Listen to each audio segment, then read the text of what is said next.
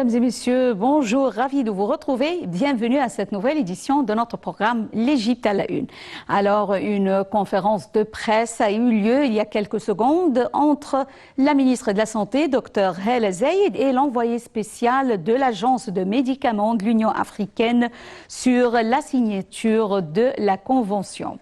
Et enchaînons notre édition avec le président Abdel Fattah el-Sisi qui s'est félicité de la présidence de l'Égypte pour la 8e conférence ministérielle de l'Organisation de la coopération islamique consacrée à la femme, affirmant l'impératif de renforcer la coopération entre les États membres de l'OCI pour améliorer les conditions des femmes et également appuyer leur autonomisation.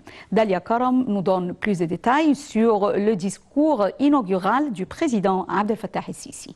Le président Abdel Fattah el-Sisi a inauguré jeudi 8 juillet la 8e conférence ministérielle de l'Organisation de la conférence islamique, l'OCI, dans la salle de la conférence Al-Massa dans la nouvelle capitale administrative. La conférence, qui tient sa 8e édition sous le terme de l'appui aux femmes, a annoncé le lancement des travaux de l'Organisation de l'appui à l'autonomisation de la femme, dont le siège permanent est en Égypte. Il s'agit de la première organisation internationale spécialisée dans le cadre du programme de l'Organisation de la coopération islamique visant à soutenir et à protéger les droits de la femme et à améliorer leurs conditions dans tous les pays membres de l'OCI. Dans son discours inaugural, le président s'est félicité de la présidence de l'Égypte pour la 8e conférence ministérielle de l'Organisation de la coopération islamique consacrée à la femme, affirmant l'impératif de renforcer la coopération entre les États membres de l'OCI pour améliorer les conditions des femmes et appuyer leur autonomisation. Le président a passé en revue les efforts déployés par l'État au cours des dernières années pour la protection de la femme, rappelant à cet effet les nouvelles politiques financières et économiques visant à réaliser l'autonomisation de la femme en Égypte. Il a également évoqué l'initiative présidentielle pour la santé de la femme égyptienne. Le président a fait savoir que malgré les progrès remarquables réalisés par la plupart de nos pays dans le domaine de l'égalité des sexes et de l'autonomisation des femmes, nous constatons que le chemin était encore long pour atteindre les objectifs escomptés en matière des conditions de la femme dans nos sociétés. Rappelant à cet égard la place éminemment grande de la femme dans l'islam et sa vénération pour son rôle et son respect pour ses droits. Le président el-Sisi a souligné qu'au cours des 2 prochaines années, l'Égypte s'efforcerait, lors de sa présidence de la 8e conférence ministérielle de l'Organisation de la coopération islamique, de se concentrer sur 2 questions cruciales. L'autonomisation économique des femmes comme principal pilier pour faire asseoir les valeurs de l'égalité des genres et la lutte contre les répercussions délétères du terrorisme et de l'extrémisme sur les femmes les plus affectées par ces fléaux.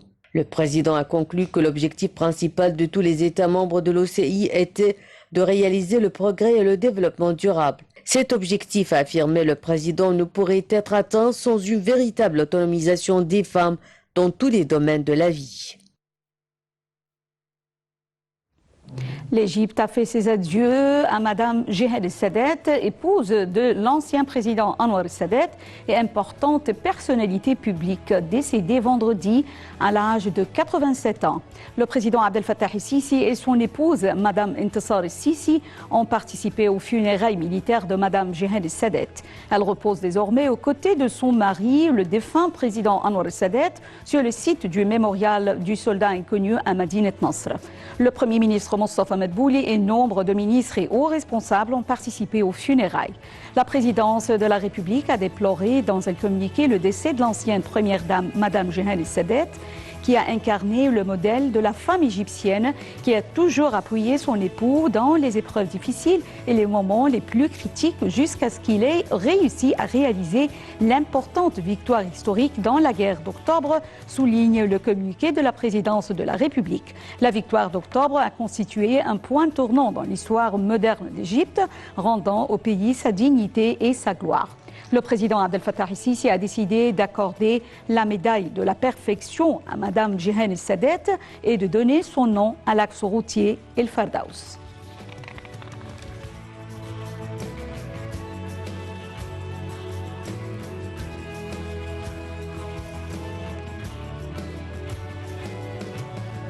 Lors de la réunion du Conseil de sécurité jeudi au sujet du barrage éthiopien controversé sur le Nil, l'Égypte, par la voix de son chef de la diplomatie, Sameh Shoukry, a accusé l'Éthiopie de menacer son existence, réclamant un règlement du conflit dans les 6 mois et un arrêt de l'Éthiopie, un arrêt par l'Éthiopie du remplissage du réservoir du barrage. Dalia Karam nous donne plus de détails.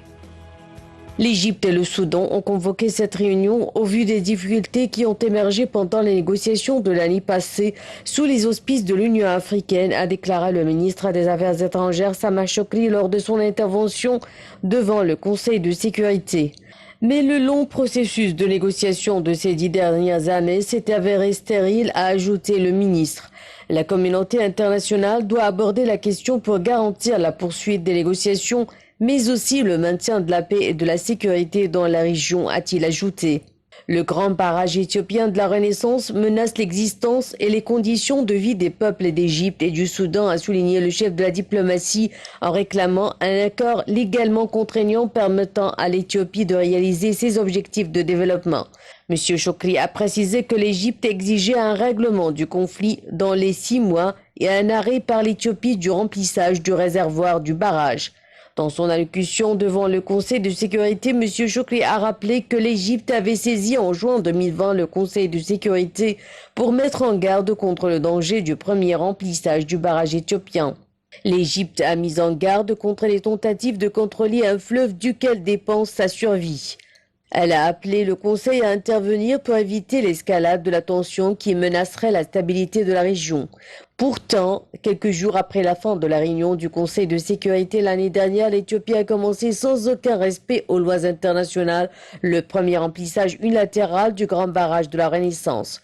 Toutefois, la réaction de l'Égypte à cette agression contre ses droits sur le Nil s'est caractérisée par la sagesse et le respect des démarches pacifiques pour régler la crise, a précisé le ministre. L'Égypte avait accepté de prendre part à des négociations parrainées par l'Union africaine et auxquelles avait appelé le président Cyril Ramaphosa. Cependant, tous ces efforts ont échoué après un an de négociations non fructueuses, a indiqué M. Shoukry. Malgré les efforts déployés par les présidents de l'Union africaine et nos partenaires internationaux, nous nous trouvons de nouveau face à l'attitude éthiopienne unilatérale. Attitude qui vise à remplir le barrage sans un accord qui garantisse les droits des pays en aval. Attitude qui est concrétisée par l'annonce 3 jours avant cette séance du début du second remplissage. Cet acte reflète, selon le ministre des Affaires étrangères, non seulement un manque de responsabilité envers les répercussions du remplissage sur l'Égypte et le Soudan, mais aussi les mauvaises intentions de l'Éthiopie.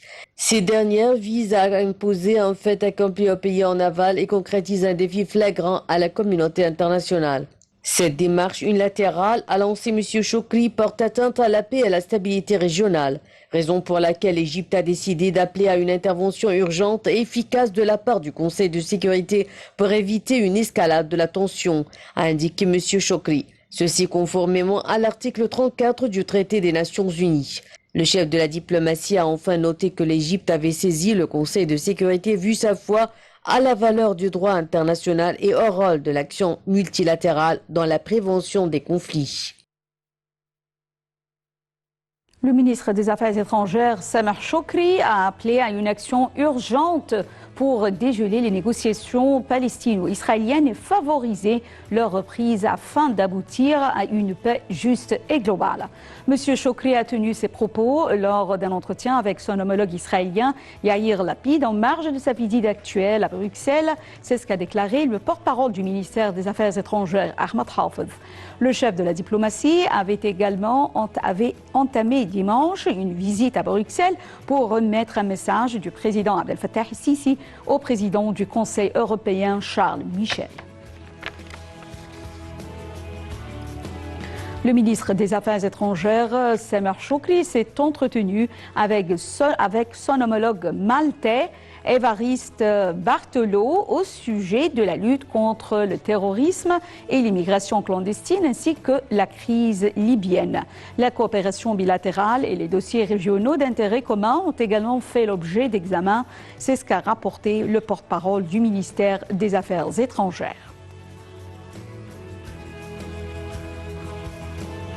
L'OMS, Organisation mondiale de la santé, a salué mercredi la coopération entre l'Égypte et la Chine sur la production en Égypte du vaccin du laboratoire biopharmaceutique chinois Sinovac contre la Covid-19.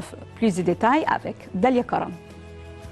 La coopération entre l'Égypte et la Chine est un modèle de réussite de coopération internationale et de transfert d'expertise mondiale, ce qui contribue à la réalisation des objectifs de développement durable de l'ONU, a déclaré mercredi Naïm Al-Gassir, représentant de l'OMS en Égypte dans un communiqué. La compagnie égyptienne pour les produits biologiques et les vaccins Vexera Sinovac ont signé un accord en avril pour produire conjointement le vaccin chinois dans l'usine égyptienne de Vexera. L'Égypte a célébré la semaine dernière la production de son premier million de doses de vaccins alors qu'elle cherche à répondre à la demande locale tout en exportant des doses vers d'autres pays de la région. Madame Gassier a souligné que la coopération entre l'Égypte et la Chine à cet égard contribue à la réalisation des objectifs de développement durable et qui concernent l'accès à des services de santé essentiels et de qualité et à des médicaments et vaccins essentiels sûrs, efficaces, de qualité et d'un coût abordable. Le 1er juin, l'OMS a validé le vaccin de Sinovac pour une utilisation d'urgence et ainsi assuré à tous les pays que ce vaccin chinois répond aux critères internationaux en matière d'innocuité, d'efficacité et de production. L'OMS a également salué le plan de vaccination égyptien qui consiste à vacciner 40% de ses citoyens résidant d'ici la fin de l'année et souligné que celui-ci concorde avec l'appel de l'organisation internationale. Elle a apprécié en outre le projet égyptien d'atteindre l'autosuffisance vaccinale pour devenir un centre d'exportation de vaccins en Afrique d'après le communiqué de l'OMS. Depuis le début de la pandémie de Covid-19, la Chine et l'Égypte coopèrent de manière étroite pour s'échanger leur aide et leur expertise médicale. Le porte-conteneur Ever Given, qui avait bloqué le canal de Suez pendant 6 jours avant d'être immobilisé par l'Égypte environ 100 jours, a levé l'ancre mercredi dernier comme prévu par un accord d'indemnisation des autorités par son propriétaire japonais. Dalia Karam nous donne plus de détails.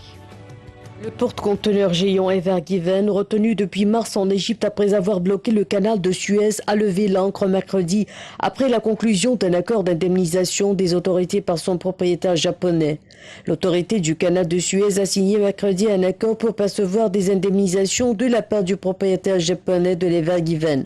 La cérémonie de signature de l'accord diffusée en direct par la télévision égyptienne s'est tenue sur la rive du canal de Suez après le départ du porte-conteneur géant qui avait perturbé fortement le commerce maritime mondial et occasionné un manque à gagner pour l'Égypte. Le président de l'autorité du canal de Suez, Osama Rabia, a indiqué dimanche dans un entretien télévisé que l'Égypte recevrait, outre des dédommagements financiers, un remorqueur d'une capacité de 75 tonnes de la part de Sheikh Izan Kaisha, le propriétaire de l'Ever Given.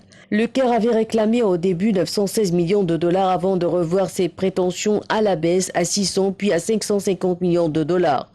Le navire géant d'une capacité de 200 000 tonnes a encastré sa proue dans la rive est de la voie navigable le 23 mars, se mettant en billet en travers du canal, bloquant la circulation sur ce point de passage d'environ 10% du commerce mondial, selon les experts.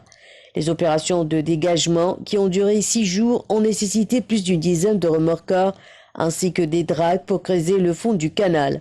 L'Ever Given avait ensuite été dirigé vers le grand lac amer au centre du canal par les autorités égyptiennes qui ont réclamé une indemnisation au propriétaire du navire pour le manque à gagner pendant l'incident, le coût du sauvetage ou encore les dommages occasionnés au canal. D'après l'autorité du canal de Suez, l'Égypte a perdu de 12 à 15 millions de dollars par jour de fermeture. En outre, un employé de l'autorité du canal de Suez est décédé pendant les opérations de renflouage du navire selon l'autorité égyptienne et le revêtement des berges a été endommagé. Au total, 422 navires chargés de 26 millions de tonnes de marchandises ont été bloqués. Selon l'assureur Allianz, les pertes ont atteint 6 à 10 milliards de dollars par jour pour le commerce maritime mondial. Les liaisons aériennes entre la Russie et l'Égypte reprendront conformément à un décret émis par un décret émis par le président russe Vladimir Poutine. Selon Russia Today, Poutine a signé un décret annulant le décret 553 émis en janvier 2015 ayant interdit les vols aériens entre la Russie et les villes égyptiennes sauf la capitale, Le Caire. Voyons ensemble. L'Égypte a salué jeudi la décision de la Russie de lever son interdiction sur les vols charters effectués par les compagnies aériennes russes vers les stations balnéaires égyptiennes sur la mer Rouge après près de 6 années de suspension, a indiqué le ministère égyptien des Affaires étrangères dans un communiqué. L'Égypte exprime son aspiration à un retour rapide du tourisme russe dans les stations balnéaires égyptiennes, ce qui renforcerait la coopération bilatérale dans le domaine du tourisme, a-t-il ajouté. Cette interdiction est mise en novembre 2015, quelques jours après le crash d'un avion russe dans la péninsule du Sinaï qui avait fait 224 morts, a été annulée plus tôt jeudi par un décret présidentiel du président russe Vladimir Poutine. Avant la décision de ce jeudi, les seuls vols russes autorisés vers l'Égypte étaient les vols réguliers vers Le Caire et les vols officiels. Cette suspension des liaisons aériennes avec la Russie a grandement affecté le secteur du tourisme en Égypte, car la Russie a été auparavant une source importante de touristes dans les stations balnéaires égyptiennes de Sharm el-Sheikh et d'Hurghada, très appréciées par les Russes. Rappelons qu'avant le crash, les Russes étaient les premiers visiteurs en Égypte à hauteur de près de 3 millions de personnes en 2014. Le Premier ministre Dr Mostafa Madbouli a inspecté dimanche les travaux du projet de restauration de l'allée des Sphinx à Luxor ainsi que les travaux en cours dans les temples de Karnak et de Luxor en préparation à la cérémonie d'ouverture. Le Premier ministre a mis l'accent sur la poursuite des efforts de toutes les agences concernées pour restaurer et faire revivre les sites et zones archéologiques et historiques afin de préserver les trésors et les antiquités d'Égypte, racontant son histoire ancienne à travers les âges et civilisations et de tracé de l'allée des Béliers de Luxor est d'un des projets archéologiques les plus importants que l'État met actuellement en œuvre, puisque visant à transformer Luxor en un grand musée ouvert au monde.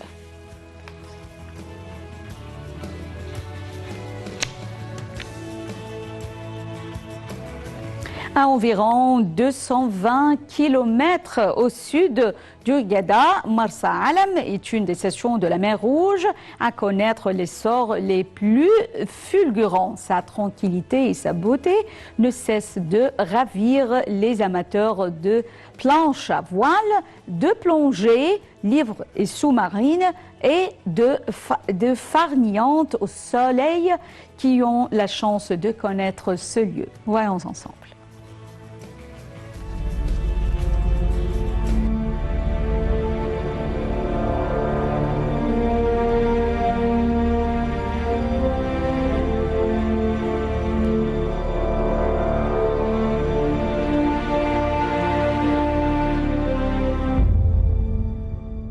Le site de plongée de Dolphin House à Marsa Alam est également appelé le récif de Shahab Samadai, est l'un des sites de plongée les plus populaires de Marsa Alam. C'est un récif au large avec un lagon abritant un banc de dauphins à long bec. Il est possible d'aller plonger ou nager avec les dauphins et c'est vraiment l'un des seuls endroits au monde où vous pouvez les rencontrer dans de telles conditions. Les excursions à la journée vers Shahab Samadai peuvent être organisées par les centres de plongée de Marsa Alam. De nombreux bateaux de croisière explorant le sud de la mer Rouge visitent également le récif de Samadai. Indéniablement l'un des meilleurs spots de plongée à Marsa Alam en Égypte. Dolphin House est l'endroit parfait pour ceux qui veulent admirer des dauphins batifolés sous l'eau. Cependant, les dauphins ne sont pas toujours présents et même si vous avez eu chance de les observer, ils ne restent pas souvent longtemps et nagent vraiment très vite. Mais le site de Dolphin House de Marsa Alam offre vraiment d'excellents sites de plongée avec une bonne visibilité de merveilleux coraux et une abondante vie récifale. Vous devrez choisir entre de superbes tunnels sous-marins, de magnifiques tombants et plusieurs patates et excellentes formations coralliennes. Le spot offre habituellement de bonnes conditions de plongée et convient à tous les niveaux de plongeurs. Vous pouvez plonger à Dolphin House ou Shahab Samadai toute l'année.